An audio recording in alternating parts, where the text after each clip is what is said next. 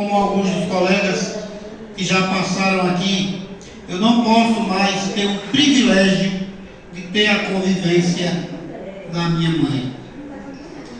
A minha mãe, que quando me teve, ela já era uma senhora de idade. A minha mãe casou aos 25 anos de idade.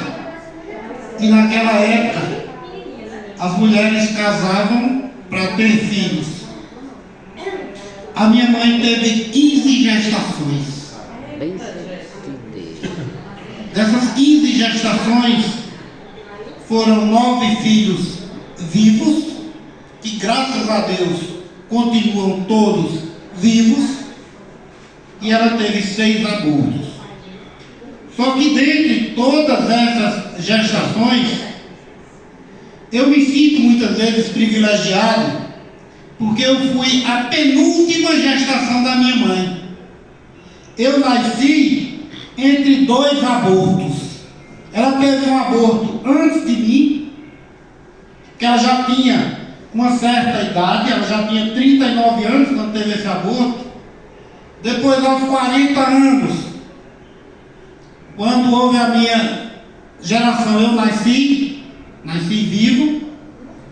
E depois de mim ainda teve um outro aborto. Então, às vezes eu digo brincando que eu sou um privilegiado porque eu nasci entre 2 abortos. Para eu estar aqui, morrer um antes e outro depois, né? Quando a minha mãe já praticamente não sustentava mais as gravidez.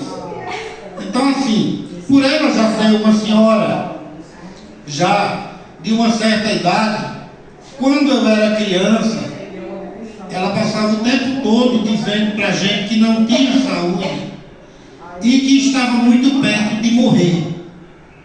Então, assim como a vereadora Jô falou aqui, que tinha muito medo de perder a mãe dela quando criança, Jô, eu passei pela mesma situação de você.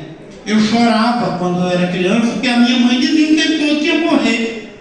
Então aquilo muitas vezes me deixava em prantos, chorando, sem ter motivo para chorar, porque eu tinha a minha mãe, né?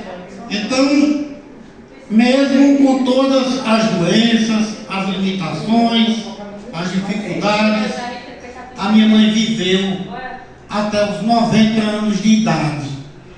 E eu sou muito agradecido a Deus por isso, porque apesar de ter chorado, eu tive a presença da minha mãe até os meus 50 anos de idade. Fazem 2 anos que a minha mãe foi para perto do pai, né? E é como se fosse ontem, é como se fosse hoje. A gente não esquece, foi um momento muito triste na nossa vida, mas a gente tem muito a agradecer pelos ensinamentos que ela nos deu.